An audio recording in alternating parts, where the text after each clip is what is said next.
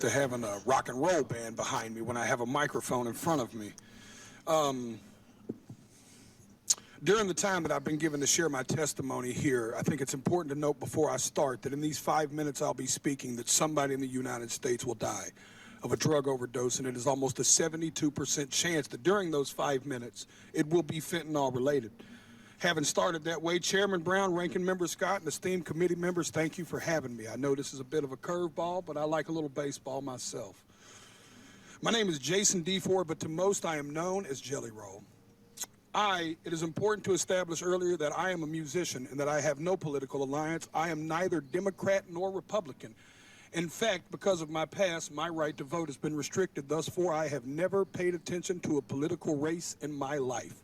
Ironically, I think that makes me the perfect person to speak about this because fentanyl transcends partisanship and ideology, gentlemen and women. This is a totally different problem. And I was speaking outside to the media, and I gave them a statistic that said 190 people a day overdose and die every single day in the United States of America. That is about a 737 plane. That's what about a 737 aircraft can carry. Could you imagine the national media attention it would get if they were reporting that a plane was crashing every single day and killing 190 people? But because it's 190 drug addicts, we don't feel that way.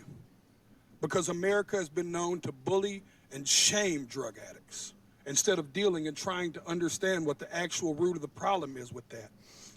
But the sad news is that that narrative is changing too, because the statistics say that in all likelihood, almost every person in this room has lost a friend, family member, or colleague to the disease known as addiction.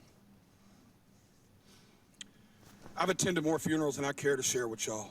This committee, I could sit here and cry for days about the caskets I've carried of people I loved dearly, deeply, in my soul, good people, not just drug addicts, uncles, friends, cousins, normal people. Some people that just got in a car wreck and started taking a pain pill to manage it. One thing led to the other, and how fast it spirals out of control, I don't think people truly understand. So many people.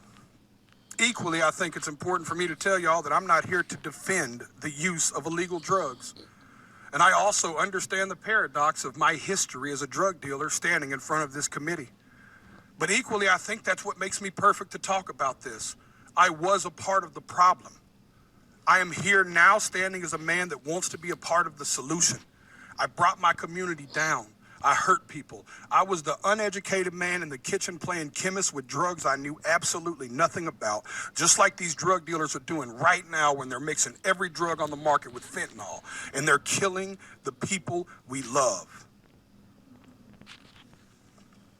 I'll be honest with y'all, my desire is to only get older and only do better and be better. I believed when I sold drugs genuinely that selling drugs was a victimless crime. I truly believe that, y'all. My father always told me what doesn't get you in the wash will get you in the rinse. Now I have a 15-year-old daughter whose mother is a drug addict. Every day I get to look in the eyes of a victim in my household of the effects of drugs. Every single day. And every single day I have to wonder if me and my wife, if today will be the day that I have to tell my daughter that her mother became a part of the national statistic. History repeats itself, gentlemen. Even in the 1990s, crack cocaine had long made its way into my middle lower class neighborhood. And at that moment, even as a teenager, you could have never convinced me in that moment that there would be a far bigger problem on the horizon in the form of a pharmaceutical drug. And then I watched opioids and Oxycontin burst onto the scene. I'm here to tell y'all that fentanyl is going to make the Sackler family look like saints. And I want to let y'all sit with that for a second. It is time for us to be proactive and not reactive. We were reactive with crack, we were reactive with opioids, and y'all are taking the first step at somebody in Senate finally being proactive. I truly believe in my heart that this bill will stop the supply and can help stop the supply of fentanyl. But in part of being proactive, gentlemen and women and ladies, I have to be frank and tell y'all that if we don't talk to the other side of Capitol Hill and stop the demand, we are going to spin our tires in the mud. Y'all are taking the first step, but I encourage you to take it outside of this room and you take it to your colleagues and your constituents and you give them the most that you can. I know I've got a few seconds here, and Senator Brown said I may or may not go over.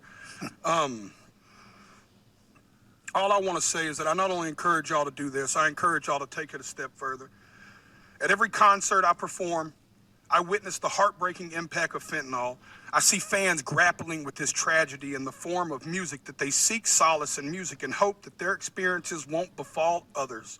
They crave reassurance. These are the people I'm here to speak for, y'all. These people crave reassurance that their elected officials actually care more about human life than they do about ideology and partisanship. I stand here as a regular member of society. I am a stupid songwriter, y'all, but I have firsthand witnessed this in a way most people have not. I encourage y'all to not only pass this bill, but I encourage you to bring it up where it matters, at the kitchen table. Thank you for your time.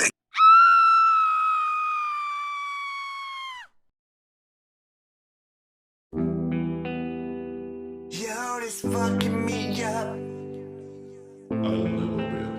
I can't deal with all these voices in my head.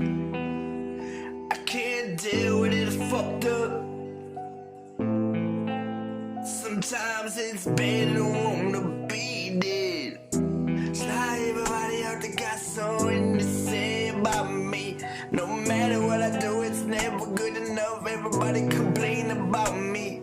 It's like I'm living in this fucking house and I don't even fucking have heat. But I'm living my life trying to make it better, but there's nothing ever good enough for me. Cause I try so hard and I put a lot of work in my life to make it better, but everything keeps getting taken from me. No matter what I say, it's never good enough. Cause all I have is this addiction, this fucked up disease. And now that I got a couple years clean, trying to make my life right, they just don't give a fuck about me. The stigma is stomping on me, and my soul and my body's all fucked up. Man, I feel like I'm dying every day. I hope someday I will be okay. Mama, what's you? I want you to be proud of me. Is anything that I do ever good enough for my family? I spend Christmases alone, Thanksgiving the same for me. That's my daughter's birthday, but they took my fucking kid from me. And they wonder why I'm crazy, mentally so inside of me. It's trying to come out, man, but I'm afraid of what fucking people will see. Nothing's ever good enough, all they give me is pills to help me feel. But I don't wanna feel this way. I don't wanna feel this pain. Don't wanna feel this way. I just wish that I could smoke this blunt, man, and just fade away. But I put so much work, cause you know I'm trying to fix me. Don't you understand it's crazy? There ain't nothing good enough for anyone. Stigma really sucks. It's taking over me. Everybody just don't see the person I'm trying to be. Stop judging me.